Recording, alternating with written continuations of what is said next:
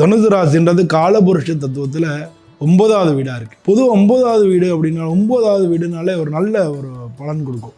9ன்றது பாக்கியஸ்தானம் பேர், வெற்றிகளை அடையாளம் காட்டக்கூடிய ஸ்தானம். உங்களுக்கு உயர் பதவி, அது மாதிரி புது தொடர்புகள் மூலமாக நல்லவை நடக்கிறது, வீட்டில் சுபகாரியங்கள் நடக்கிறது, இது எல்லாத்துக்குமே இந்த 9ஆம் இடம் காரணம். அதுவும் காலபுருஷத்தில் 9வது வீடுன்றதுனால இந்த தனுர் ராசியில் எந்த கிரகமும் உச்சமும் ஆறுதில்ல, நீசமும் ஆறுதில்லை. இந்த வீட்டு அதிபதி குரு பகவான் கூட கடகத்தில் தான் உச்சமாகிறார், மகரத்தில் நீசமாகிறார்.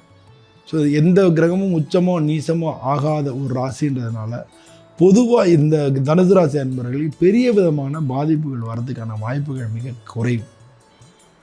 இவங்களுடைய ஆயுள் பலனும் நல்லாவே இருக்கும். பொதுவாக தனுசு ராசிக்கு இந்த குரு பகவான் பயிற்சி மூலமாக குரு பார்வை வருது, 7ஆம் இடத்துலேருந்து பார்க்குறாரு. 7ஆம் இடத்துலேருந்து பார்க்கறதுனால உங்களுக்கு இந்த ராசியை சேர்ந்தவங்களுக்கு பல பேருக்கு புதிய தொடர்புகள், வெளிநாட்டு முயற்சி, இது எல்லாமே சக்ஸஸ் ஆகும்.